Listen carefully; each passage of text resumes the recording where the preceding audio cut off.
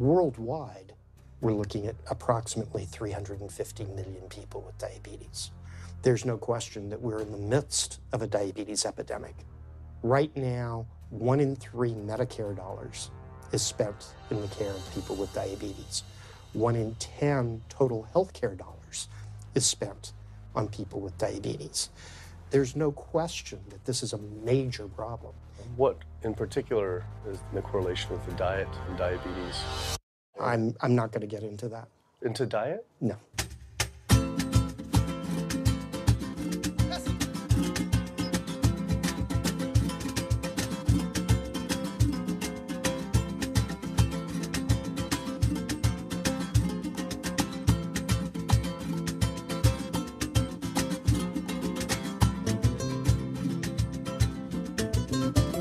My name's Kip. I'm a filmmaker from San Francisco and I have a confession to make. I'm a recovering hypochondriac. Like so many of us, I have a family history of diabetes, heart disease, and cancer. My dad had his first heart bypass at 49, his second at age 50. My grandpa died young from diabetes complications, and both my other grandpa and grandma died of cancer. I was always paranoid that I would also get one of these diseases. Like any good hypochondriac, WebMD Symptoms Checker was essentially my browser's homepage. Even in my teens, I took Metamucil every day and a daily aspirin. I read all the latest self-diagnosis books, I ate every multivitamin I could get my hands on, and I was obsessed with bodily functions. I followed all the large health organizations' recommendations for preventing disease. I exercise regularly, don't smoke, don't drink soda, get enough sleep, reduce stress, and grew up eating what I thought was a healthy diet. Until... World Health Organization this morning has classified processed meat such as bacon and sausage as carcinogenic, directly involved in causing cancer in humans. Processed meat is clearly linked to an increase in cancer. Hot dogs or bacon could be just as dangerous as smoking cigarettes. The World Health Organization had looked at over 800 studies from 10 different countries, finding a direct link to consuming processed meat and cancer. Just one serving of deli meats daily increases your risks of colorectal cancer by 18%.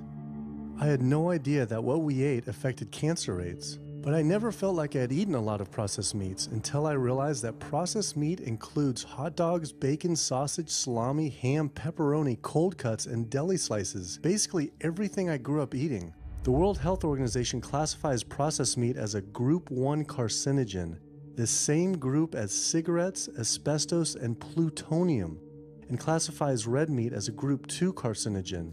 Was this like I had essentially been smoking my entire childhood?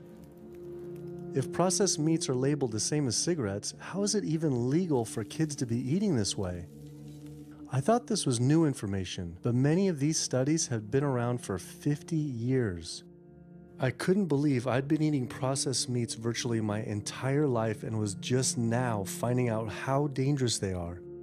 Why hadn't I been hearing about it from the American Cancer Society, the largest cancer group in the nation? When I went on their website, I was shocked to see that none of this information was featured on their homepage. But even more shocking, on their Eat Healthy page, they actually encouraged eating Group 1 carcinogenic foods like processed turkey and canned meats. This is after the World Health Organization reviewed over 800 studies definitively linking processed meat to cancer.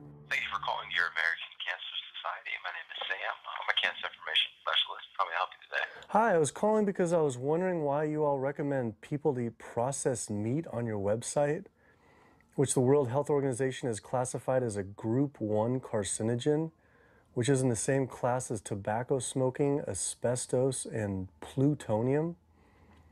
This would be like a lung association having a how to roll your own cigarette section on their website. It's kind of the same thing. But let me just place you on a brief hold because He wasn't able to answer my questions and said someone would get back with me. I had always been concerned about cancer because both my grandma and grandpa died of cancer. I wondered if things would have been different had they known the link between diet and this terrible disease. In the US, 1 out of every 4 deaths is from cancer. Oh, sweet. American Cancer Society rep confirmed an interview this week. So we just went in for the interview with the American Cancer Society rep, and the security guard said there's no interview scheduled. So I went into my phone, and it turns out last night, after I told her that the interview is going to be about the correlation between diet and cancer, she said she could no longer do the interview. After repeated emails asking why she was declining my interview to simply talk about diet and cancer, she stopped responding altogether. Why would an American Cancer Society rep not want to talk about this? I was, however, able to connect with a growing movement of doctors who are willing to talk about the link between the standard American diet and disease. And it goes beyond just cancer. I took my old trusty van, Super Blue, once again out on the road. 2/3 of adults are now overweight or obese, and we have an epidemic cascade of debilitating disease that's overcoming the country. There's no way we can sustain the current style of care with the epidemic that we're creating with our diet and lifestyle choices. The diabetes, the arthritis, the heart disease, the dementia, the obesity, the cancers are affecting about 70% of deaths. All the data is that those 70% of deaths and morbidity are largely lifestyle related and preventable. Most kids by age 10 in the U.S. already have fatty streaks in their arteries, the first stage of atherosclerosis leading to heart attacks, strokes. Here in American medicine, we operate from the disease model. We are in the business of treating sick people. We are not in the business of trying to prevent people from becoming sick. When you look at chronic disease risk, all the things that we walk around worrying about, actually dietary choices trump smoking when it comes to those risks. If I could deliver one message to the researchers who are looking for the cause of diabetes and the cause of clogged arteries and the cause of high blood pressure and the cause of obesity, I would tell them the answer's in 3 words. It's the food. It's what Americans are eating. Today, with 2/3 of Americans being overweight, clearly there's a food issue. In the next 25 years, 1 out of every 3 Americans will have diabetes. My name's Michael Abdallah. I'm from Atlanta, Georgia, and unfortunately I was diagnosed about 10 years ago with diabetes, and 8 years ago I had 2 stents put in. I don't know where to go, I don't know what to do, you're just like out of options and you don't know what to do. You're taking medicine, you listen to this doctor, and the cardiologist says take this, and the endocrinologist says take that, then your general practitioner doctor says you don't know what's going on here. And it's a real challenging thing, and it's something that you don't want to get it. You just don't want to get it. Government and media almost exclusively blame lack of exercise and sugary foods as a cause of diabetes. But I wanted to talk with an actual expert on the role of diet and diabetes. I went to speak with premier physician, diabetes expert, and researcher, Dr. Neil Barnard. What role does sugar play in causing diabetes? It drives me crazy. Diabetes is not and never was caused by eating a high carbohydrate diet, and it's not caused by eating sugar. The cause of diabetes is a diet that builds up the amount of fat into the blood. I'm talking about a typical meat-based, animal-based diet. You can look into the muscle cells of the human body and you find that they're building up tiny particles of fat that's causing insulin resistance. What that means is the sugar that is naturally from the foods that you're eating can't get into the cells where it belongs. It builds up in the blood, and that's diabetes. I had never heard that meat was associated with causing diabetes. We had always been told that sugar or obesity caused it. Renowned weight loss bariatric surgeon Dr. Garth Davis, though, agreed. Everyone thinks that you get diabetic because of carbs. They did a huge study in that EPIC study, 500,000 people. Carbs consumption was inversely related with diabetes. In other words, the more carbs someone ate, the less diabetes they had. But meat was strongly correlated. Get that aha moment. The starches, the carbs are good for you. They're not bad for you. This idea that carbs make you fat is utterly ridiculous. Carbs cannot make you fat in and of themselves. We have storage in our muscles and in our liver for carbs called glycogen. So when we eat carbs, we either store it or we burn it. Now, eat fat, that goes straight to your fat. Your body can't turn those carbs into fat unless you're really overdoing the calories. Obesity, it's a death sentence. You're at much higher risk of getting cancer. You're almost certainly going to get diabetes. I mean, no one wants to fat shame, and we all want everybody to be comfortable with our bodies, but this movement to be comfortable with our bodies has made us comfortable with being sick, and that's a huge problem. I go into the hospital and I look around me, people on dialysis, all these sick people, and just about every disease in there is because of what people are eating. Here's the thing. If I eat a sugary cookie, The sugar lures you in like the Trojan horse, but waiting inside that cookie is a huge load of butter or shortening, and that's what fattens you up, and that's the part that leads to the diabetes. It's the fatty foods, not really so much the sugar. It's not that sugar is good for you. There's no nutrients in it. It's excess calories. But when you eat sugar, you don't get inflammation right away. When you eat sugar, you're not getting plaques forming in your vessels. When you're eating sugar, your body's going to store most of it as glycogen or burn it as calories. And so this focus on sugar has taken all the focus off meat, dairy, eggs, pork, turkey, chicken. People need to understand, you know, if their child gets diabetes, you've just taken 19 years off their lifespan. We're talking life and death. I realized there was so much more about diet and disease that I hadn't ever learned. It felt as if this information had been practically withheld. Processed meat causes cancer. Sugar doesn't cause diabetes. I had doubt about the claims these doctors were making, so I did some searching on my own. Harvard researchers looked at 9 prospective studies finding that just one serving of processed meat per day increased risk of developing diabetes by 51%. The link between eating meat and developing diabetes became undeniable.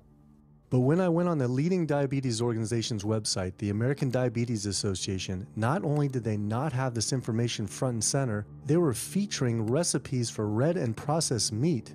And on their recipes for healthy living, they had bacon-wrapped shrimp? What the hell? All right, send an email to American Diabetes Association, see if they'll get back to us. As destructive as diabetes is, it pales in comparison to heart disease. Over 17 million people die every year from cardiovascular disease. It is the leading cause of death around the world. Nearly 1 out of every 3 people will die from this disease. The amount of people who die from cardiovascular disease is the equivalent of 4 jumbo jets crashing every single hour, every single day, every single year. My name is Amy Resnick, and I'm from Swampscott, Massachusetts, a little bit north of Boston. And I recently went to my doctor for asthma because I had a very hard time breathing. And while there, she did some blood work, and one of the tests was C-reactive protein, and on a scale from there was a scale of 1 to 3, 1 being low for cardiac event, 3 being high for cardiac event, and my number was 10.82. What does that mean? That means I am on the road for a heart attack, and she said probably within the next 30 days. 30 days? 30 days, if I'm going the way I was going. I take this for my heart arrhythmia, take this for pain, oxycodone for pain, and lorazepam for stress, cyclobenzaprine for a muscle relaxer, also take Topamax and Prozac, and I also use a CPAP machine to help me breathe. And my asthma has been so bad this past year, I use it during the day as well to get some air. I am tired when I wake up. I'm tired during the day. I take a nap. I'm still tired. I can't breathe. And I know I need to make a change for my health, or else I'm not going to be here for my family. When we speak of heart disease, I would say the role of alcohol is pretty small. The role of sugar is very small too. Smoking is big, but the good news is that most people have quit or never did smoke. The problem with animal-based diet, its contribution to heart disease is huge, and it is pervasive. All this expensive imaging, procedures, bypasses, medication, none of which has one solitary single thing to do with the causation of the illness. So you die of a completely benign, foodborne illness that never had its causation treated. When we eat these kind of dead meat bacteria toxins, within minutes, you get this burst of inflammation within your system such that you basically paralyze your arteries. You get this stiffening of the arteries, their inability to relax normally in half. So it's not like decades down the road eating unhealthy, there'll be some damage. No, we're talking damage right then and there within minutes of it going into our mouth. Many people are given the diagnosis of Alzheimer's disease when it's not true Alzheimer's at all. The vast majority of people suffer dementia due to their tiny blood vessels in their brain clogging up up and their nerve cells being shortchanged of oxygenated blood. And guess where that blood vessel dementia comes from? Those little tiny arteries are clogging up from that steady stream of fat, cholesterol, etc. It's really quite clear from the standpoint of cancer and the standpoint of cardiovascular disease that animal protein plays an enormous role. Is chicken better? It's a question of whether you want to be shot or hung. The flesh food that I would eliminate from the American diet would be poultry, would be turkey and chicken. A brilliant advertising campaign has convinced people that, oh, it's white meat, it's healthier. The leading source of sodium in the American diet for adult is chicken. It can be labeled all natural chicken, but be injected with this salt water, I think up to 800 milligrams of sodium. Heterocyclic amines are clear-cut carcinogens, and they can form in any kind of meat as it's heated, as it's cooked. But by far the biggest source is chicken. We sent researchers into fast food and family restaurants. Not only were there carcinogens in every single restaurant, but we found them in every single chicken sample that we took. If somebody brings their family in and they're buying a bucket of chicken, nobody tells them that there are carcinogens. If you're selling carcinogens to people, you've got to warn them that they're in there. But the American Cancer Society encourages people to switch from red and processed meat to chicken.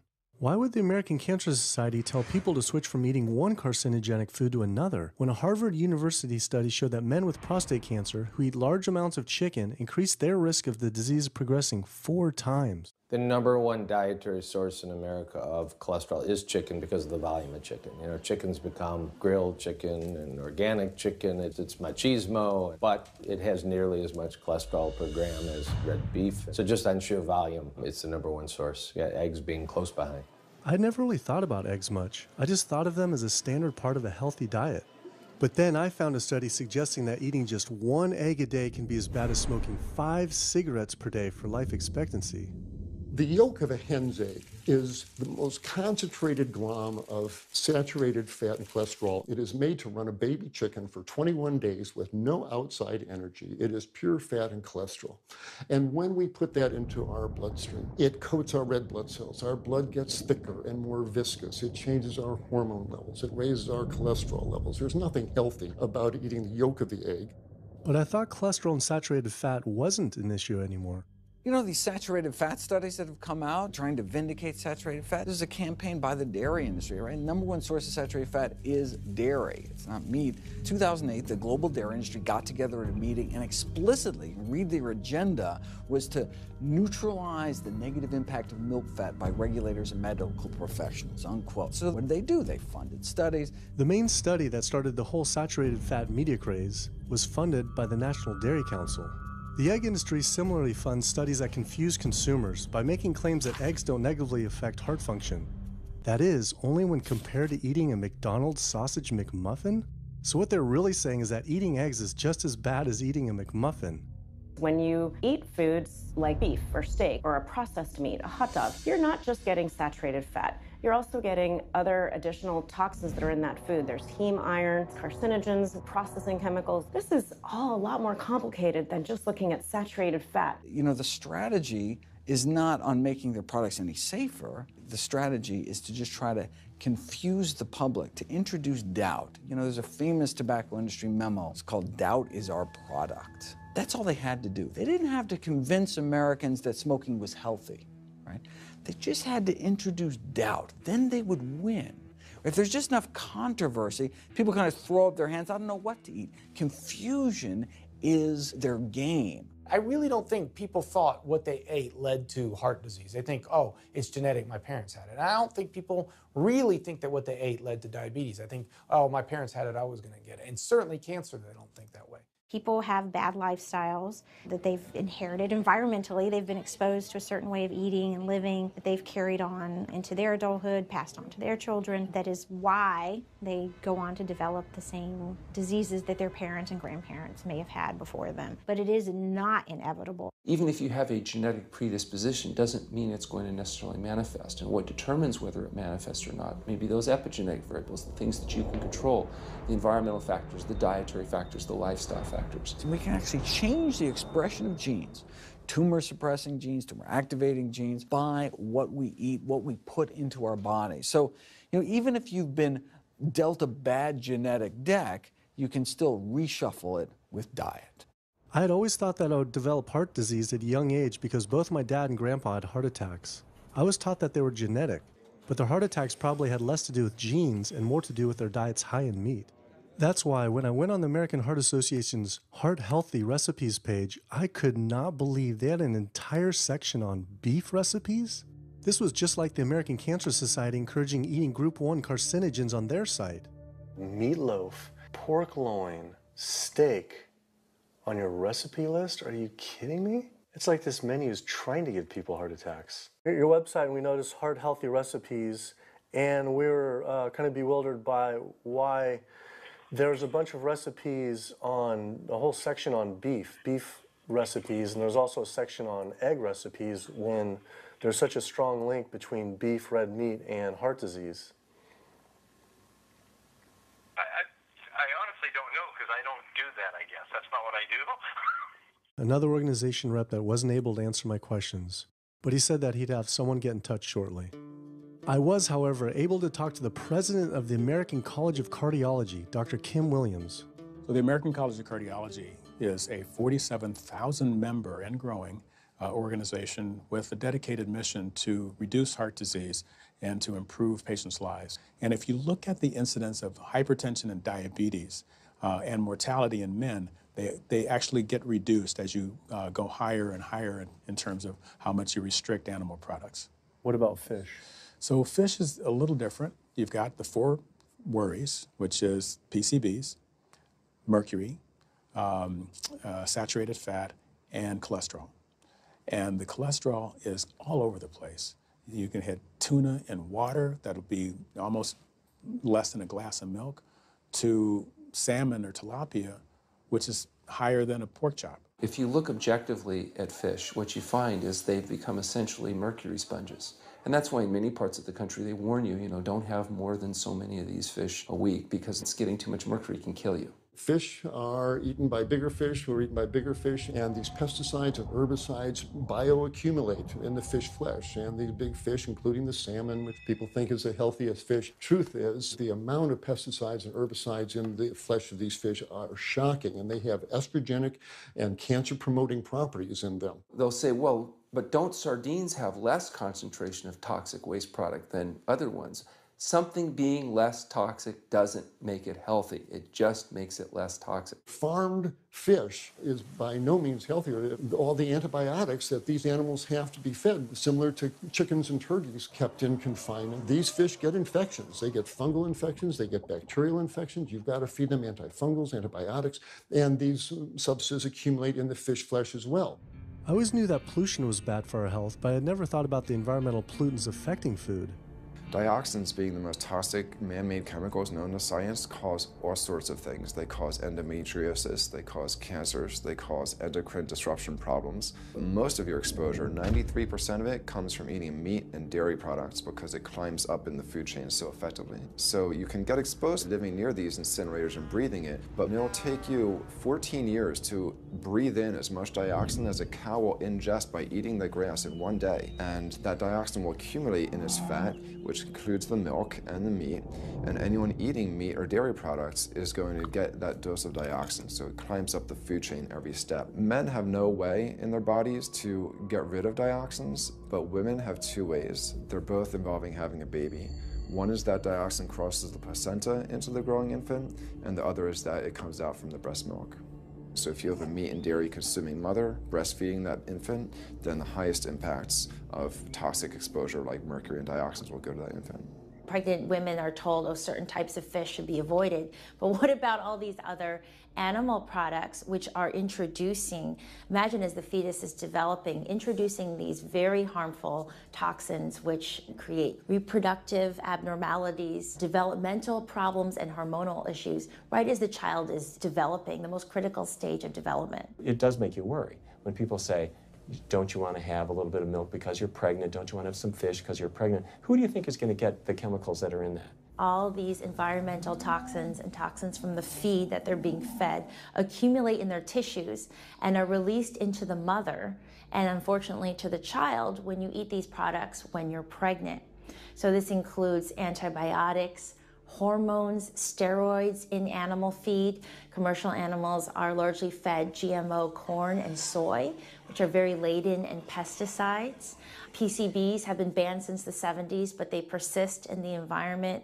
Dioxins, all of these compounds can create hormonal, reproductive, developmental damage as well. Eating organic beef, poultry, pork, or fish will not help you avoid contaminants like mercury, like dioxins, like strontium-90, because they fall out over all sorts of farm fields and water bodies, and they don't skip over the organic fields. And so really the contaminants are coming in regardless of how these animals are raised. I had always been concerned about the possible health impacts of GMOs, but then found out that most of the world's GMO crops are actually consumed by livestock, with dairy cows consuming the most per animal. This fact, with everything I'd learned about bioaccumulation, made dairy terrifying, especially considering how much cheese I ate in my life. Cheese is an amazing product when you think about it. It's probably one of the single best foods at compromising health that you're going to actually feed to people. Think about it. You've got an animal product, so you've got all the issues of biological concentration. You have a highly processed food product, and not only does it have naturally a lot of saturated fat, but you put a lot of salt into it. There's a strong link between dairy foods and autoimmune diseases, and so that can show itself up as excessive production of mucus and exacerbation of asthma in kids who are prone to that, and even adults. And also there's an association between dairy foods and multiple sclerosis and type 1 diabetes, which is an autoimmune disease, and other rheumatologic problems. Cow's milk is baby calf growth fluid. That's what the stuff is. There's absolutely no child or human on earth who actually needs the milk of a cow any more than they need the milk of a giraffe or a mouse. Most people in the world are lactose intolerant. I mean, that's the normal state of affairs. Why would your body create this enzyme to digest lactose after weaning, after infancy? It doesn't make any sense. 73% of African Americans are lactose intolerant, 95% of Asians, roughly 70% of Native Americans, and about 53% of Hispanic Americans are lactose intolerant. Our government is encouraging Americans of color to eat foods that it knows is going to make them ill. Ultimately, what that boils down to is the government is telling me as an African American to eat food that's going to make me ill for no health benefit so that it will benefit dairy farmers. That's a form of institutionalized racism. Yeah, milk is a risky food for human consumption. As a pediatrician, I see on a daily basis children suffering from conditions that are linked or associated to dairy consumption, such as eczema, acne, constipation, acid reflux, iron deficiency, anemia. Cow's milk protein is the most allergenic food. People say, well, no, I want hormone-free, not injected with bovine growth hormone. But milk is this hormonal fluid, so it's just packed with sex hormones and natural sex steroid hormones like estrogen, progesterone. In fact, doesn't matter if it's conventional milk, doesn't matter if it's organic milk. Milk without hormones, that's an oxymoron. Organic dairy has just as much saturated fat and cholesterol and galactose and all the things that you don't want as conventional dairy. Dairy products in general have a lot of other products associated with it, not the least of which is pus. I mean, they actually have laws limiting how much pus you can actually have in a milk and still sell it. I believe it's like 750,000 pus cells per cc. Because, I mean, you wouldn't want too much pus and it would be like pure pus. People might object. In fact, you could think of cheese as kind of coagulated cow pus, if you would. But I was always told that we need milk for strong bones. I'm Jane Chapman, and not too long ago, finally got some x-rays of the hips and back. Severe bilateral osteoarthritis of the hips. And actually, I'm scheduled for 2 hip replacements. That's bone on bone. It's the grinding of the joints. My stability is scary. I hold on to the walls if I'm at home. I've been told to use a walker. I'm only 61. This is not how you're supposed to live when you're this old.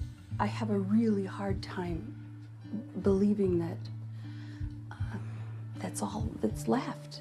Researchers have studied bone development in kids and whether they get stress fractures and that kind of thing. And the kids who drink the most milk have 0 protection. Milk does not build strong bones. Harvard researchers have looked at a large group of older women. Over an 18-year period, the milk drinkers had 0 protection from fractures. So this old notion that somehow milk is going to build strong bones or protect your bones later in life, it's a myth. People that drink milk have higher rates of hip fractures, have more cancer, and live shorter lives. It turns out that countries with the highest dairy consumption also have the highest rates of osteoporosis, so clearly drinking more milk doesn't protect your bones. Doing more research, I found that dairy was linked to many different types of cancer as well. Just like many of us, I thought that the majority of cancer was due to genes, but only 5 to 10% of cancer is actually genetic. Any cancer is caused by a DNA mutation, but that's not enough. So that can cause that first cancer cell, but one cancer cell never killed anyone. 2 cancer cells never killed anyone. But 1 billion cancer cells, now we're running into problems. So we need to reduce the growth factors in our body, like IGF-1. Insulin-like growth factor 1 is this cancer-promoting growth hormone involved in every stage of cancer cell growth and spread and metastases. Any animal protein boosts the level of IGF-1. Dairy products increases your risk for various forms of cancer, especially those related to your hormones. So breast cancer, prostate cancer, ovarian cancer. So this is not a product, even in its most pure state, you want to be consuming because it does come with risk. I found out that dairy can increase a man's chance of getting prostate cancer by 34%. And for women who've had breast cancer, just 1 serving of whole dairy a day can increase their chance of dying from the disease 49%, and dying from anything 64%. Why weren't breast cancer sites like Susan G. Komen warning everyone about this? For calling Susan G. Komen, this is Jocelyn. How may I help you? So we're wondering why you don't have a huge warning about the dangers of consuming dairy on your website when there's a direct link to breast cancer. There was a study published in the Journal of the National Cancer Institute that found out women consuming dairy who has had breast cancer increases their risk of dying of breast cancer 49%. I was wondering why it's not on your website. We cannot answer these types of questions. Once again, another health organization rep saying someone else would have to answer my question. Rather than risk being stood up again, I went straight to the local Susan G. Komen chapter to see if they would answer my questions.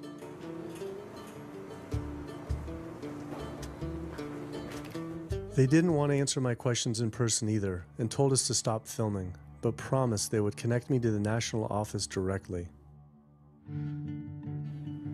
Susan G. Komen's Pink Ribbon campaign had done a lot to raise awareness for breast cancer, although it was confusing to see pink ribbons on dairy yogurt containers. Breast cancer can be prevented with a healthy diet and lifestyle, but we're not. We're talking about pink ribbons and putting all the money into research for the cure. I, for one, know that I would want my daughter, my mother, me, I want to focus on not getting to that point, and that's where I would like to see more energy and effort put. I had been a hardcore cheeseaholic virtually my entire life, despite the risks, but like so many others, I seem to have been addicted to it. It turns out that the casein protein, that's the main protein in dairy products, and particularly in cheese, it breaks apart in the human digestion to create what are called casomorphins, casein-derived, morphine-like compounds that go to the brain, and they attach to the very same receptor that heroin attaches to. Don't get me wrong, they're not as strong as that, but they are strong enough to make you come back again and again and again, despite the fact that you're gaining weight, you're more unhealthy than you've ever been, but that cheese just calls out to people. Casomorphin may play a role in SIDS, and sudden infant death syndrome, may play a role in autism. This is one of the reasons why we don't want infants drinking milk from cows. Human breast milk has 2.7 grams of casein per liter, compared to 26 grams per liter for cow's milk. That's practically 10 times more. No wonder it's so addictive. This talk about addiction made me think about all the drugs animals are fed. I went to the headquarters of the Center for Food and Safety, the nation's leading FDA government watchdog group, to see how concerned we need to be about drugs in our food. So that we know of, there are at least 450 different drugs that are administered to animals, either alone or in combination.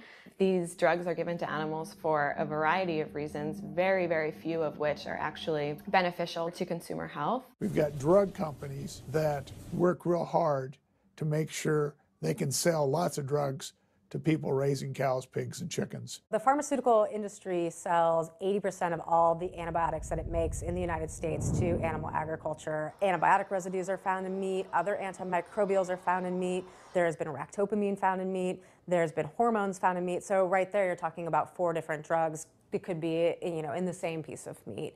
The pharmaceutical company is supposed to show the safety of animal drugs. They're not really testing to see what the impacts of these drugs are on humans. They're really looking to see what the impacts of these drugs are on animals. When we try to get information on some of the health studies and the environmental studies, from federal agencies, we get back page after page of blacked out information because the company claimed confidential business information. Consumers have no idea what is in the products that they consume. So how sick something makes me and how bad it pollutes the environment is a secret for a company. In the animal agriculture industry, as in the tobacco industry, these companies really have a vested interest in making sure that the public doesn't have information about their effects and what risks are really posed to consuming them. You have this system where animals are living in their own waste. They're living next to animals that are sick or even dead, and they're stuck in cages with these animals. The bacteria tends to spread, so that the pathogens that are being created in these filthy conditions are breeding resistance to antibiotics, and the public are becoming exposed to those. We already have people dying from salmonella and other things that you eat. We're having about 3,000 people die every year in the United States. That's more than the number of people that were killed in 9/11 in the Twin Towers in New York. If we had some terrorist organization killing 3,000 people a year, we would be all over it. The antibiotic-resistant bacteria deaths that we have, on top of that, you get 20,000 people dying a year. That's 7 9/11s every year. Can you imagine if that many people were being killed by some terrorist group in the United States every year? We would find them. You know, the World Health Organization has said we're nearing a post-antibiotic era in medicine. You'll be at risk in minor surgeries to have a fatal infection. You'll be at risk going to the dentist if you have a tooth extracted. Or it'll be like Civil War medicine. You get an infection in your leg and you cut your leg off. So you have this very dangerous situation. By crowding these animals in, they become a perfect engine for generating a new flu virus that can come out into the community. If you lived near a swine spray field, not even the CAFO, but the waste disposal field, you were 3 times more likely to have a MRSA infection. You can't see how it impacts the average person's life in Duplin County, North Carolina, and not be a little upset about it. From an environmental standpoint, from a community standpoint, from all other aspects, North Carolina, we're in a state of emergency. We've already had bouts of swine flu, or H1N1 as they prefer to refer to it. That particular swine flu incident was originated on a farm here in North Carolina. There's approximately the same number of hogs in North Carolina as there are people. Between 8 to 10 times the amount of feces is produced by a hog, an adult hog, as compared to an adult human. 10 million pigs in North Carolina produce the waste equal to 100 million humans. This is the equivalent of the entire U.S. Eastern Seaboard flushing their toilets into North Carolina, but there is no waste treatment. The pigs' waste falls through slats in the floors of the sheds they are forced to live in. It is then pumped into giant waste pits, which leach into rivers and streams, and is pumped out unfiltered onto fields, further polluting the environment and neighboring health. When you go back and you look at where these hog facilities are located, there's a disproportionate number of them that are located near communities of color, low-income communities. It is definitely a human rights issue. My sister, she have asthma, and you know, her brother, he have asthma. He's 3, and we don't know what she might have. I have asthma, I have sinus, I have sarcoidosis, that's the bacteria, and I have a pacemaker, which is 6 sinus syndrome. But you know, mostly everybody in this neighborhood got asthma or either cancer. My neighbor there died from cancer probably just last year. My nephew down the street, he's got cancer. He's in terminal cancer, stage 4. He's not a smoker, not a drinker. And it's not in his lungs. It's in his lymph nodes. But see, if you live here and saw the way they do, you wouldn't eat no pork. Well, I don't eat bacon because I know where it comes from. When they die, they go into a box and they decompose because they swell from especially from heat. A truck come and pick them up, take them to the processing plant in Rose Hill, round them up into feed, and feed it back to the hogs. If I come out this door, if he's spraying there, it's gonna come in my face. It hit you right in the face. It smells like something that you have never smelled before. It smells worse than a dead body. It's the family graveyard. I have my grandmother out there, my sisters, my brothers. When we go to the funeral, he used to spray. During the funeral? During the funeral, yes. During the funeral. Yeah, he spray. And when the people come, everybody be closing their nose up, saying how it stink. They can want to have a cookout on Sunday, he'll spray. Do you think he does it on purpose? I think so, because he just sprays Sunday. He always sprays Sunday. And in most of these area, hog houses and turkey house, is in the black area or the Hispanic area. It's either or. Do you think it's also a civil rights issue? Yes. Yes, I do. Yes, I do.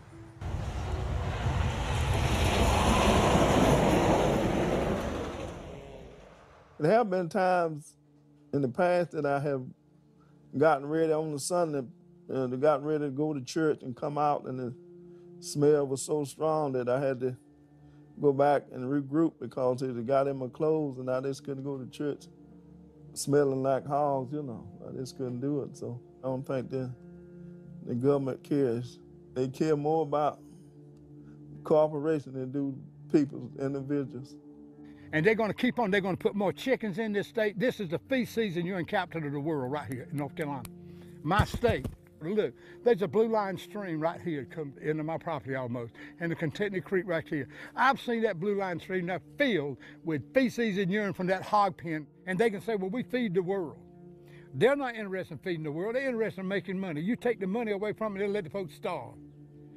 Because if you want to feed the world, you can feed the world with more corn, using corn and wheat and stuff like that, and you can meat. Meat is a luxury item. When we're doing things that hurt other people, we're wrong.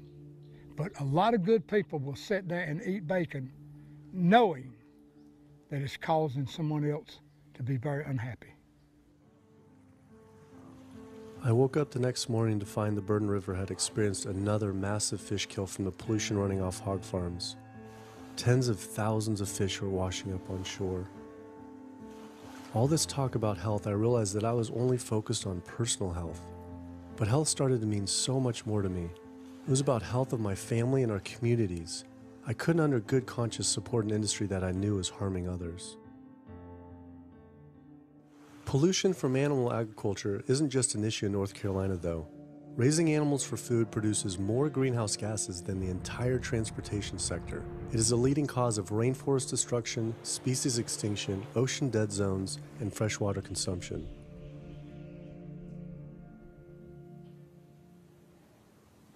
American Diabetes Association actually finally got back, and they agreed to an interview.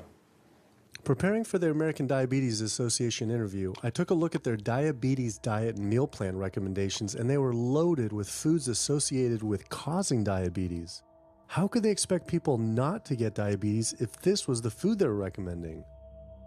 And then, I saw multiple peer-reviewed studies published on the National Institute of Health website showing that a low-fat, plant-based diet was more than twice as powerful at controlling and even reversing diabetes than the ADA recommended diet that included meat and dairy. Well, the mission of the American Diabetes Association is to identify a prevention and a cure for diabetes. But in the meantime, to improve the lives of all people who are affected by diabetes. And what's the best way to prevent this? For type 2 diabetes, it's unclear. We can't prevent type 2 diabetes in everybody. When we're doing the research, we came across a lot of studies that said that you actually could potentially cure or reverse diabetes with a purely plant-based diet. I don't believe there's sufficient evidence to demonstrate that. How does it compare to the ADA diet that you recommend? We don't recommend a specific diet. We recommend healthy eating. The one that's on the website. We recommend healthy eating. Do you have a whole list of exact day-to-day, the meal plan, the whole meal plan? All they are selections of foods to consider. We do not have a diabetes diet. But with that selections, that you consider that plan compared to a plant-based plan? No one's done that study. We found actually some studies, that a 74-week study found that low-fat vegan diet versus the ADA plan in type 2. I think we're done here. I'm not gonna get into an argument about. Oh no, I was just wondering the studies of if this is true or if it shows that. Any diet works. Any diet works if people follow it. But if it's a diet that's not the proper diet, like if anyone follows a diet that they eat I can't tell you what a proper diet is. I can tell you what an improper diet is. So then we can talk about the good diets. I'm not sure why. I'm not going to get into that. Into diet? No. Why not? If that's where you want to go with this, I'm sorry, I'm not the person that you should be talking to. And why is that, though? If that's what you want to get into, I'm not the person you need to be talking to. Who do we talk to about diet? You can talk to anybody you want. But that's interesting, though. Why not recommend a diet? Because the data don't exist to support it. But if we see data that we looked up that supports it with, like, you know, the NIH, in Europe, the European Association of Study. We're done. I'm sorry. I'm not going to get into that argument with you. No, it's not an argument. I'm not going to get into the argument. Why is it an argument? It's just talking about in European study of diabetes and other places that have studies, why... There are lots of studies. Why is it even an argument? There are lots of studies in the literature, many of which have never been replicated or, frankly, are wrong. That's why we do peer review, okay? The European Association of Study of Diabetes has been peer-reviewed? I don't know what study you're referring to, and in the absence of being able to see that study, I'm not going to comment. I could show it to you. I'm sorry, I don't have the time for that. I just don't understand why it's an argument, though. Okay.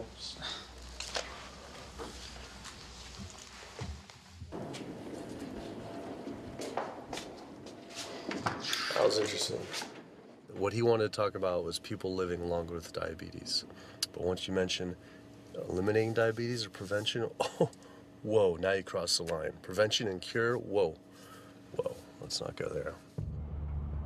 Not only did Dr. Ratner, the chief medical officer of the American Diabetes Association, not want to talk about diet, but the fact that he had such an emotional reaction to my question made it feel I was digging into something that he didn't want uncovered. I had always thought there was no prevention for type 1 diabetes, but then I did research and came across countless studies referencing the link between exposure to dairy at a young age and type 1 diabetes.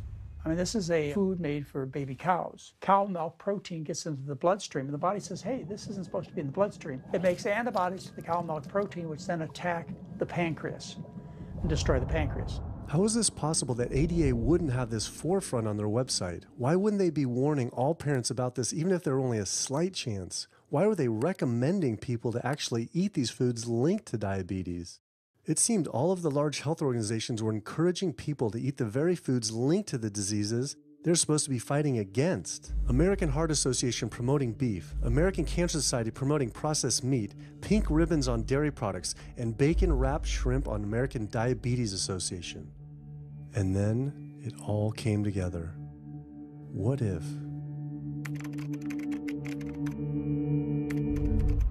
And there it was. The American Diabetes Association was taking money from Dannon, one of the world's largest dairy yogurt producers, Kraft Foods, makers of Velveeta processed cheese, Oscar Mayer processed meats, Lunchables processed kids meals, and Bumblebee Foods, makers of processed canned meats. American Cancer Society was taking money from Tyson, one of the world's largest meat producers, and Yum Brand, owner of Pizza Hut, KFC, and Taco Bell. Susan G. Komen was supposed to be fighting breast cancer, was corporate partnering with KFC, Dietz Watson Processed Meats, and Yoplait Yogurt. And the American Heart Association was probably the most disturbing of all, taking hundreds of thousands of dollars from the beef industry, poultry, and dairy producers, and millions from fast food and processed food manufacturers. Every single one of these organizations was taking money from meat and dairy companies that are associated with the causes of these diseases. This would be like the American Lung Association taking money from the tobacco industry. I was sick of not getting answers, so I went to the headquarters of these organizations myself. We have to speak to someone in person. There's millions of people dying from the foods that they're recommending people to eat. I wanted to find out why Susan G. Komen had accepted $35 million from Yoplait when their products can increase a woman's chance of dying from breast cancer 49%.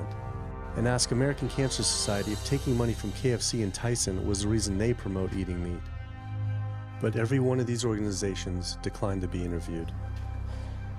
What's really sad is that we cannot trust information from these leading health organizations like the American Heart Association, the American Diabetes Association, because they are taking money from the very industries who are causing the problems that they're supposed to be helping to prevent. So that makes the truth something that you are not going to be hearing, as far as nutrition goes, from these organizations. Well, that would be the end of their funding, that would be the end of their jobs, that would be lawsuits, they would bring the entire catastrophe down upon their heads, and they would essentially disappear as organizations. This one time I got invited to a charity fundraiser for the American Diabetes Association, and I showed up, and they had a whole buffet, and it was all just animal products. I remember like a big thing of barbecue chicken, and I was like, I stormed out. I said, like, serving chicken at a diabetes event is like serving alcohol at an AA meeting. It just doesn't make sense.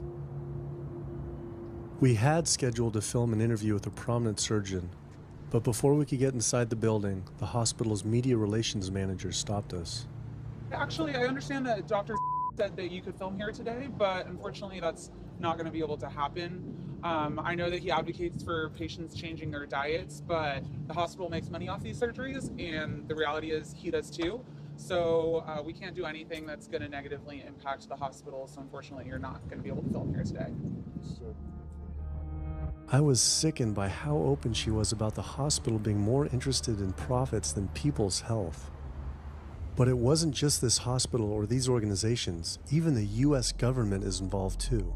Every 5 years, the U.S. Department of Agriculture creates dietary guidelines for Americans. The committee who writes these guidelines has been made up of individuals who have received money from McDonald's, the National Dairy Council, the American Meat Institute, the National Dairy Board, the National Livestock and Meat Board, the American Egg Board, Dannon, candy and sugar companies, Coca-Cola, and Anheuser, just to name a few, which means we are getting our dietary recommendations from the very industries that are killing us. And when the USDA, makes a pyramid or a power plate every 5 years for the American public, they're going to guarantee that on that plate are going to be foods which, when consumed, will result in millions of Americans perishing.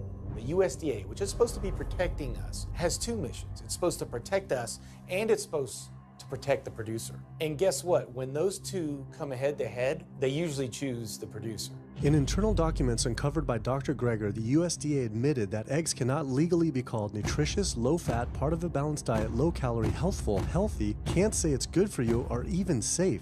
Yet they still promote these products to the American people through federal checkoff programs.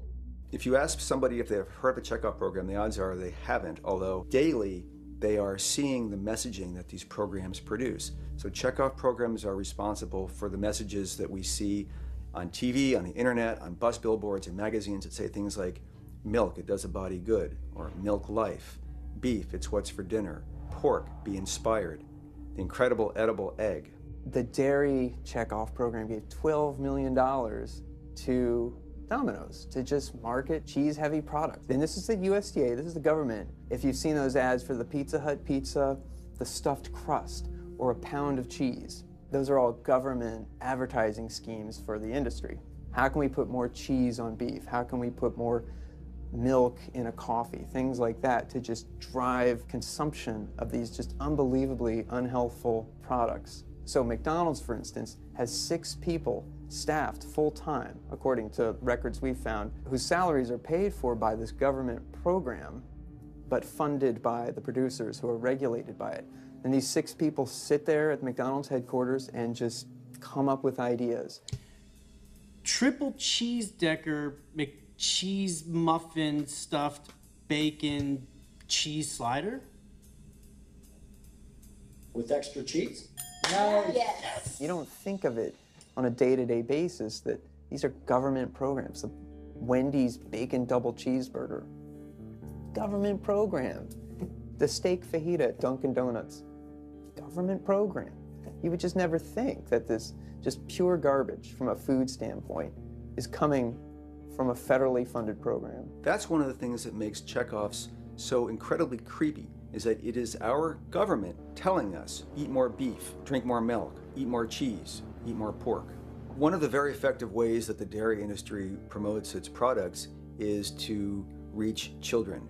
because kids are impressionable, they're going to be consumers for their entire lives, and you might as well get them while they're young. So dairy spends at least $50 million promoting its products in public schools throughout the country with posters with people with milk mustaches and messages like milk, it does a body good, or milk life.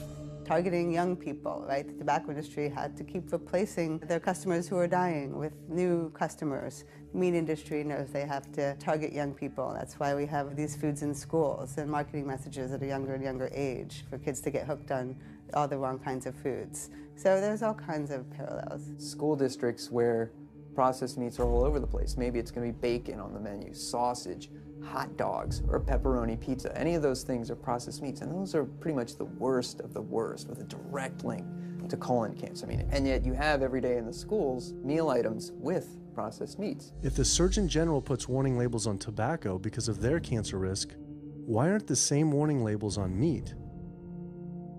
Based on the publicly available data, we know they spend at least $557 million promoting their goods through checkoff programs. We know that they spend at least $138 million lobbying Congress. We expect that they spend a good deal more than that in figures that simply aren't publicly disclosed. The industry's lobbying power is so strong that they can create laws and push through legislation that doesn't benefit Americans in any way, such as ag-gag laws that criminalize whistleblowing or photographing abuses by this industry. Activists in the U.S. can be charged as terrorists for disrupting the profits of any business that uses animals under the Animal Enterprise Terrorism Act, to the even more ridiculous ones like cheeseburger laws. A cheeseburger law is a law that says a plaintiff cannot recover against a manufacturer, distributor, or retailer on the theory that the food made the plaintiff obese or caused an obesity-related disease. Cheeseburger laws are a direct response to a problem that the tobacco industry has had. Big Tobacco has paid $400 billion to state Medicaid programs. Cheeseburger laws proponents say, we don't want to see the same kind of thing happen to the meat and dairy industries. The fact that these laws are based on a model template called the Common Sense Consumption Act is actually ironic, because what they're saying is, you, the consumer, should have the common sense to know that our food is bad for you. I've often typified the meat industry to people who maybe don't understand its power and reach, as it's got all the money of big tobacco and big pharma, and it has the personality of the National Rifle Association. So any little thing that comes up, man, they beat it to death. Robert Martin wasn't exaggerating. When the profits of the egg industry were threatened by egg alternative company Hampton Creek Foods, extremely disturbing emails were uncovered by Ryan Shapiro and Jeffrey Light. We uncovered documents demonstrating the American Egg Board considers Hampton Creek, quote, a crisis and major threat to the future of the American egg industry. The American Egg Board considers a successful egg replacer company to be such a threat that they joke on their government email addresses about murdering the CEO. In internal government emails with the heads of the egg industry, they suggest having the CEO of Hampton Creek, Josh Tetrick, murdered, including a menacing email from the executive director of the American Egg Board.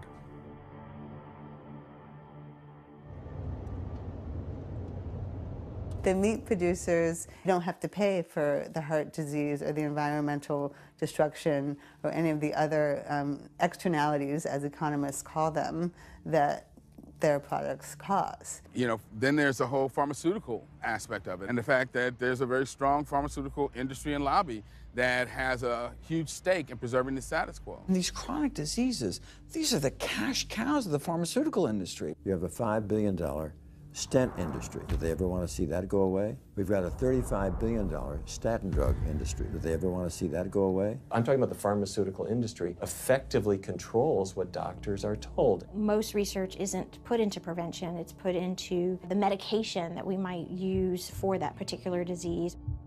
I'm on 2 different high blood pressure medicines, 6 asthma type medicines, even after 4 years of shots. And then another medicine to help take care of side effects from some of those medicines. I'm on high-level antidepressants, a couple of different pain meds for my back and hips. I'm taking about 16 drugs, not counting the insulin in the morning. I take insulin in the morning, insulin at night, you know, 32 to 34 units of insulin. Lantus to be exact. Some of these meds are for diabetes. This is for peeing. I have to use this for my prostate, and then I have to use this for the heart, and I have to use this for blood pressure.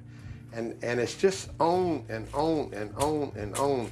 The doctors are telling me this is what I've got to do for my whole life, and it's frustrating, and it's very stressful, and I don't know how long my liver's going to last taking all this stuff.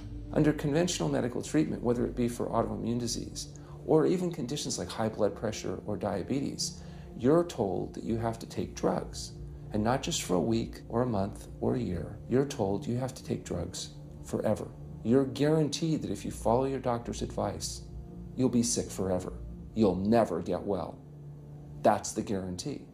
Because the strategies are all about manipulating the symptoms, not dealing with the underlying cause. You come in with that diagnosis, you get a bunch of pills that have nothing to do with the disease causation, or you get these procedures that have nothing to do with disease causation. It's a deception to say this pill will help you unclog your arteries, this one will save you from a stroke. No, it doesn't. The people who take the statins, etc., they still get their heart attacks, they still get their strokes. This does not reverse disease. This does not make plaques smaller. This is a fraud of massive proportions. In the U.S., treating chronic disease such as heart disease, cancer, and diabetes is a $1.5 trillion industry. That's the GDP equivalent of the 10th richest country in the world. I went back and dug deeper into the health organization's funding, and there it was again. These organizations were accepting millions of dollars from pharmaceutical companies that are making billions of dollars from the very same diseases these health groups are supposedly trying to end. It seemed like a major conflict of interest, unless ending these diseases isn't really the goal. The pharmaceutical industry spends more money on lobbying than any other single industry. Just like animal agriculture, they are so powerful they write their own laws that have had activists in prison to silence them. Government's in bed with anyone that gives them the most money, which is the pharmaceutical industry, which is the animal ag industries. Like, they are pumping the government full of money and resources, and in return the government's giving them what they want: subsidies, imprisoning activists that go against them. And I think it's quite telling that these industries are working so hard and spending so much money to criminalize people for simply taking a picture, for simply recording what's going on inside of these facilities and making it known to the public. They're behind walls. They're underground. They're in these secret facilities that no one knows about. But if they did, they would be shocked and outraged. And I think people would not want to think that their pharmaceuticals, that their food are coming from these places. And that's why I think the ag laws are what they are, is because they are trying to silence people into not speaking out and not showing the truth. I finally realized how deep the collusion truly is between government and these industries, and how dangerous it could be to expose them. These concerns intensified after meeting the USDA whistleblower who revealed mad cow disease in the U.S. meat supply. USDA operates like the military. So when I got on TV and that, right away USDA sent out memos to all the veterinarians and food inspectors. If anybody from the media ever contacts you, do not talk to them. Refer them to Washington, D.C., and we will talk to them. So right away, shut up everybody. American public should be very concerned about this. What's going on with USDA? Here in the United States, we have at least 4 cases of mad cow disease, but I'm almost positive there's more cases than that, but the government isn't looking for it. So what you're saying is that there could be already mad cow disease in humans. Right, and I think a lot of it was misdiagnosed. With the Alzheimer's or dementia, it takes several years, you see the progression, but to make it easier, these doctors just sign off on it as dementia or Alzheimer's without actually taking a biopsy of the brain to see if it's that, or is it actually a prion disease like Creutzfeldt-Jakob disease or mad cow disease. Do you think it's safe to eat meat? I personally don't think it's safe to eat it because of the fact how the line speeds are increasing, and also our inspectors are not well trained enough. At the present time, the line speed now is going about 220 cows an hour. That gives you about somewhere around 4 cows per minute, so that's 15 seconds per cow. These dangerous slaughter speeds means that animal waste ends up everywhere. Testing shows 88% of pork chops are contaminated with fecal bacteria, 90% of ground beef, and 95% of chicken breast sample contain animal waste bacteria.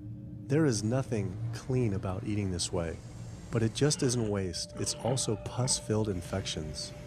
You can see there's a bump or some kind of abscess underneath the hide.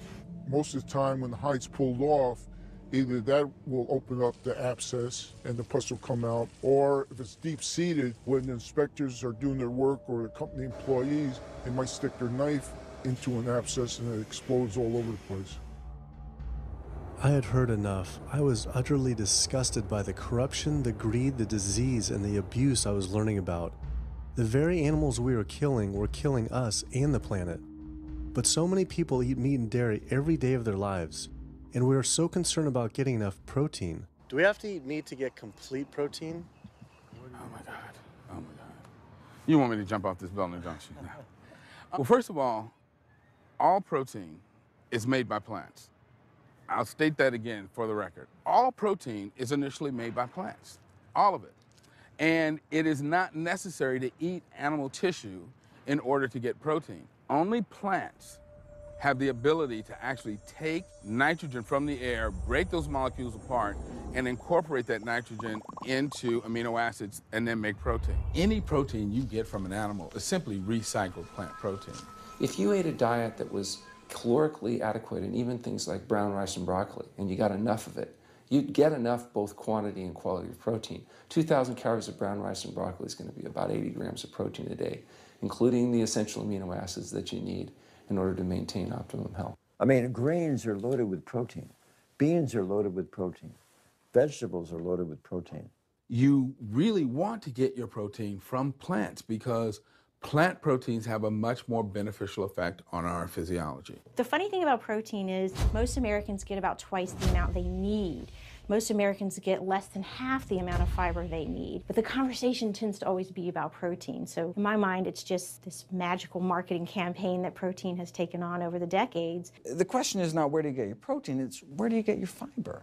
I have never in my professional career seen a protein deficiency. I've never seen someone come in eating normal amounts of calories and they're protein deficient. You just don't see that. So human milk has the lowest protein content ever in any species ever tested. I mean, that's the fluid that's been designed by evolution over millions of years. And so it's like the perfect food for human babies, right? Perfect food, lowest protein content any other mammal. And so it gives a sense of kind of protein requirements for anything. So look, then rat milk, ape milk, donkey milk, any milk has ever been tested. And you hear this a lot in bodybuilders. They're like, well, I need, chicken, or I need fish to be, to be strong, to build muscle tissue.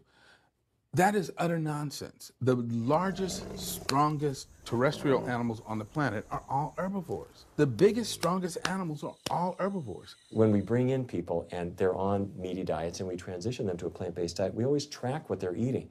Their vitamin intake goes up. Their nutrition overall goes up, dramatically better. And these same people might worry in advance, will I get the nutrition that I need on a plant-based diet? The fact is, you're not getting the nutrition you need on a meat-based diet, and you're going to get dramatically better nutrition on a plant-based diet. For an average-sized guy like myself, I need about 56 grams of protein a day. That's optimum. Probably I really need 30 to 40 grams a day. Diets that are really high in these protein create diabetes, create heart disease, create cancer, create the diseases that I'm treating on a daily basis. But this is the opposite of what all the high-protein diet fads say. The food you eat determines the bacteria that live in your gut. While you eat animal flesh every day, you are summoning up bacteria that eat carnitine. And those bacteria will turn that carnitine into a molecule called trimethylamine. Your liver then turns that into trimethylamine oxide. That's a molecule from hell. That molecule drives cholesterol into the artery walls. And the people who are consuming this flesh-based diet are contributing to plaque building up. They may lose weight on this diet, and that's good. But what's happening inside your arteries, paleo friends? What's happening is that plaque is building up, and these are the folks who drop dead at the gym at 39. Boy, he was lean and he looked really good. But where is that cholesterol going? It's going into your artery walls. So I believe these paleo folks are setting themselves up for an epidemic of clogged arteries, colon cancers, autoimmune diseases. This is not a healthy diet. We are not carnivorous apes. Humans' closest living relatives are chimps, who get 97% of their calories from plants and the remaining 3% mostly from insects. Comparing the anatomy of true omnivores like bears, who eat both meat and plants, to frugivores like primates, who eat almost exclusively plants, the differences are pretty clear. Frugivore teeth have flat molars for chewing plants, where omnivore teeth are serrated for stabbing and tearing flesh. Frugivore jaws can move forward and back and side to side. Omnivore jaws cannot. Omnivores have much stronger stomach acid for digesting meat compared to less acidic stomach acid of frugivores. The intestines of frugivores is 9 times their body length compared to 3 times for omnivores. This is because meat will putrefy in the gut unless it is moved through quickly. If humans were indeed true omnivores, we would need to change our physiology and appearance quite a lot. But we fit every requirement of a frugivore. We may behave like omnivores, but anatomically, we're frugivores. Human beings, unlike bears and raccoons, and to some extent dogs, don't have that mixed anatomy and physiology that you see in the true omnivores, and thus we are not true omnivores. In humans, the canines have become really small and rounded and actually function like accessory incisors. They're utterly useless for ripping and tearing anything other than an envelope. So the idea that the mere presence of the canine somehow means that we're supposed to eat meat is silly. He was right. I always thought my canines were for meat, but what kind of animal could I actually kill and eat raw with these tiny teeth? The thought alone was disgusting.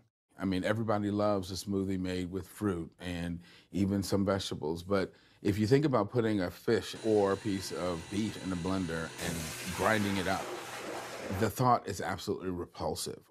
All these diseases I had learned about were from eating a diet our body wasn't designed for.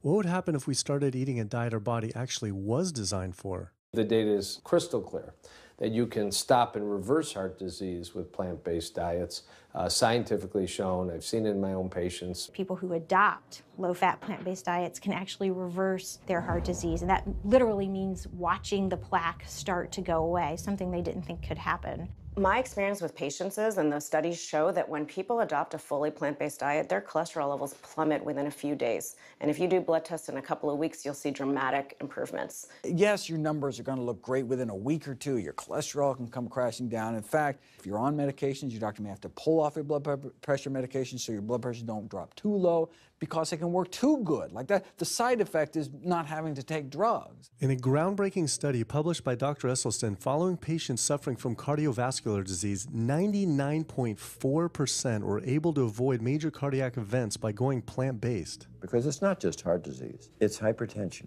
it's diabetes, it's strokes, it's heart attacks, it's several of the autoimmune diseases, lupus, asthma, GERD, osteoporosis. I mean, there's a multitude of diseases, even rheumatoid arthritis. It can be so dramatic when you see these poor souls with just absolutely crippled with rheumatoid arthritis go plant-based, then they come off their medication. I wanted to follow up with Jane Chapman, who had been suffering from severe osteoarthritis, and I could not believe what I saw after only a few weeks of fasting and changing her diet. So it's so amazing to see like this only a few weeks later. I know. From going from the walker, needing wheelchair assistance at the airport, to strolling down the street, enjoying the fresh air, the sunshine.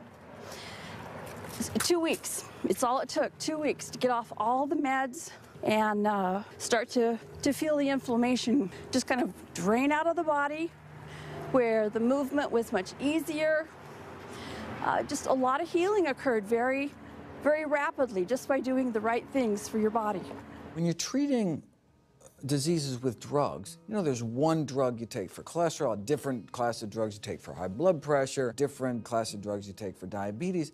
But with diet, a plant-based diet affects all these diseases, one diet to kind of rule them all. The impacts of eating this way go far beyond ourselves. By getting rid of heart disease alone, we would save up to $48 trillion in the USA, 3 times the US GDP. Conditions like high blood pressure, you don't have to take the drugs the rest of your life and be sick forever.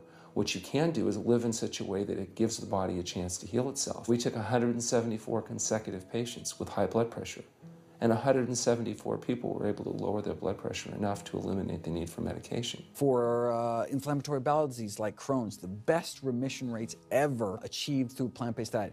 MS, multiple sclerosis, the best results ever achieved compared to any medical, surgical, any kind of intervention was a plant-based diet. You can see that with every sequential reduction in animal products, people live longer, they have less heart disease, they have less cancer, they have less diabetes. You can actually take human cancer cells, put them in a petri dish, and you can drip the blood of those eating vegan, get about 72% suppression in human prostate cancer cell growth in vitro. They wanted to try this again with women and breast cancer. So they said, let's see what a plant-based diet can do. After just 2 weeks, their bodies cleaned up. You drop their blood on the same carpet of cancer cells. You can clear off the whole plate. This is after just 2 weeks eating healthy, which raises the question, what kind of blood do we want in our bodies? My background is in industrial and systems engineering, and that was my career path for a long time until I got thyroid cancer, and everything changed from there.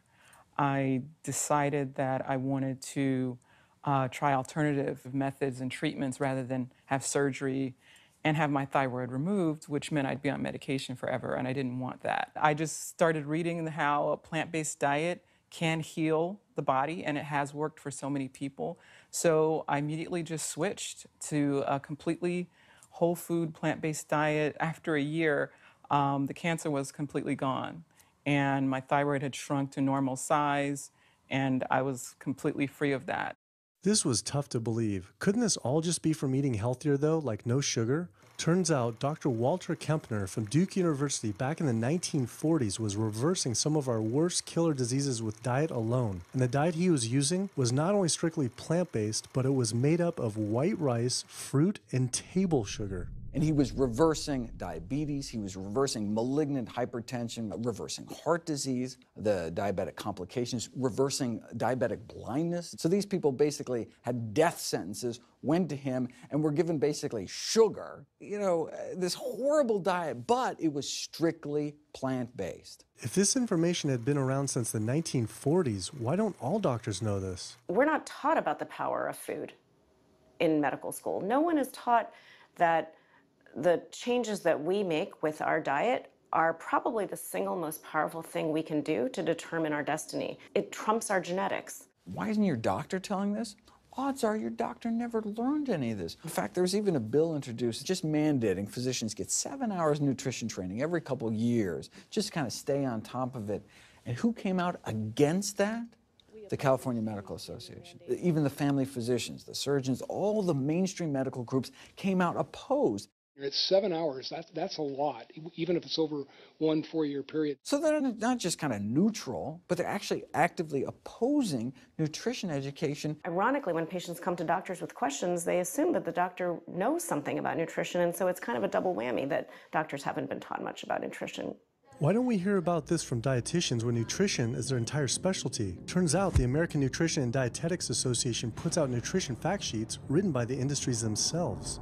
The industries pay $20,000 per fact sheet and explicitly take part in writing them. So you can learn about eggs from the egg industry, and you can learn about lamb from the lamb industry. This would be like learning about the benefits of smoking from the tobacco industry. When people are eating meat, I think of it as a bit like smoking. It's sort of Russian roulette. You may not get diabetes, but your chances of getting diabetes, about 1 in 3. You may not get cancer, but your chances, if you're a man, about 1 in 2. A woman, 1 in 3. Your chances of gaining weight, 2 out of 3. It's not all diet, but most of it is. The best thing that you can do to make sure that you empty all those bullets out of the chamber and you're not taking risks with your health is to get the animal products out of your diet and eat healthy foods. I came to True North to help me with my asthma and to lose a little weight, and it's amazing. Just in 2 weeks of changing my diet, don't have to take any asthma medication, no antidepressants, no pain medication, no heart medication, nothing, no medications at all.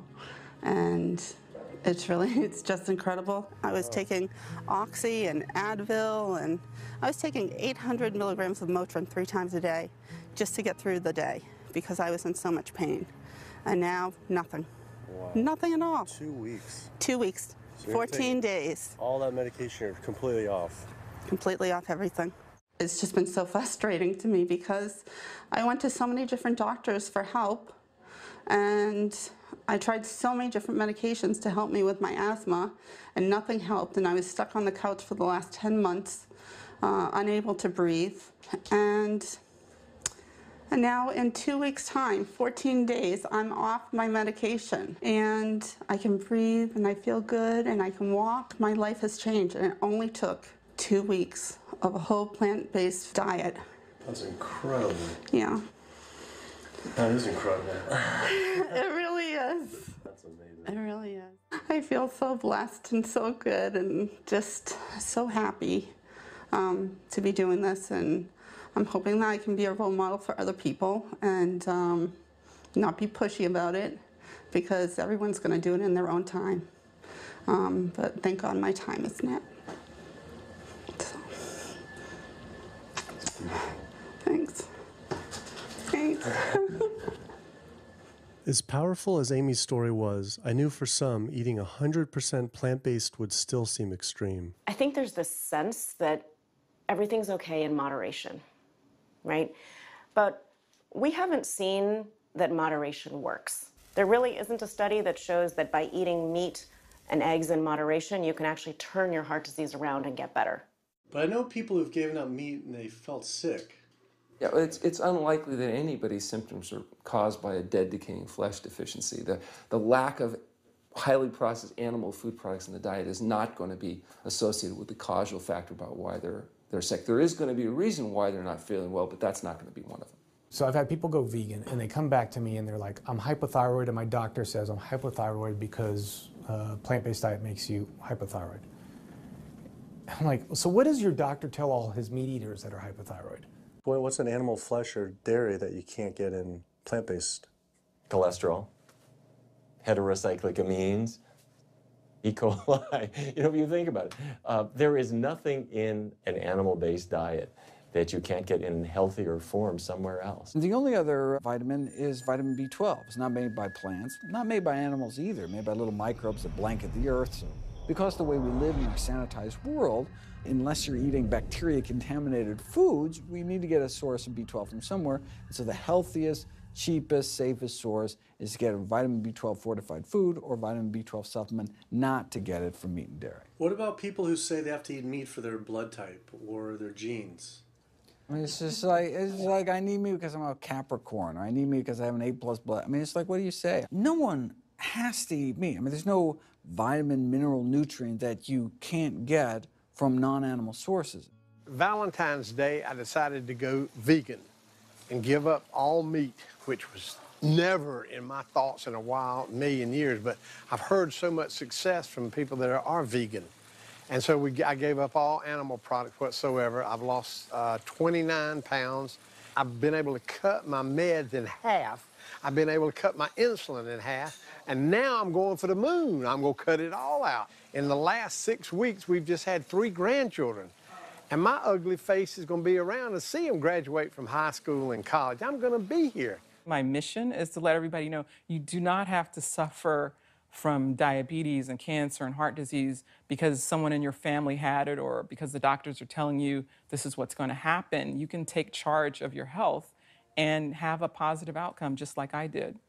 The reason I'm so committed to this is, my grandmother had diabetes and I didn't know what I know now about healing the body. And if I did, I feel like she could have lived at least a few years longer. And so it's in her honor that I do what I do. Because I could save someone else's grandmother, aunt, uncle, father from that, So I'm excited about getting the message out there. There's a common belief that eating plant-based is expensive. Not at all. It can be done in a very inexpensive way where you buy foods that are in season and you shop in the bulk bins, and that saves a lot of money. You can eliminate a lot of your expenses on your grocery bill by not buying meat and dairy because those things are expensive. Our meal plan for a family of 4 is $25 per person in the family. 2064 is your total. 2064, whoa. That's for an entire week of food. Really?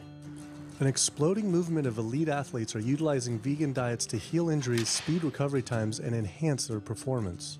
Before I was vegan, I was only bench pressing 315 like 5 times.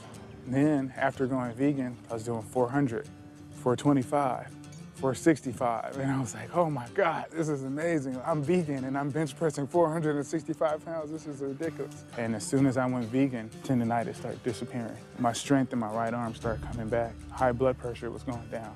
You can't be strong and be dying on the inside. That's not strong. That's weak.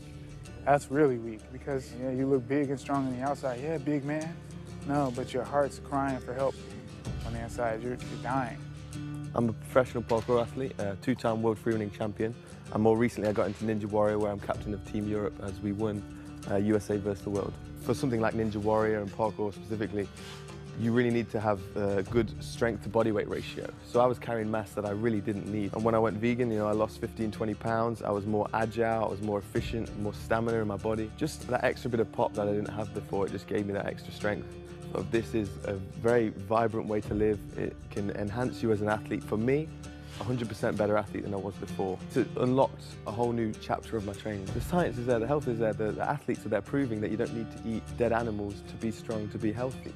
I started working out when I was 47 years old. All the muscles you see, I gained as vegan. I gained 15 pounds of muscles on my body, eating all plant-based vegan foods. All the aches and pains in my body, it just went away. Because I'm not ingesting so many inflaming foods, the acidic foods that animal products are. Gorillas, rhinos, and elephants, they all get their muscles and strength from eating plants. That's what I do. I travel all around the world for my surfing, and I've always been able to eat vegan.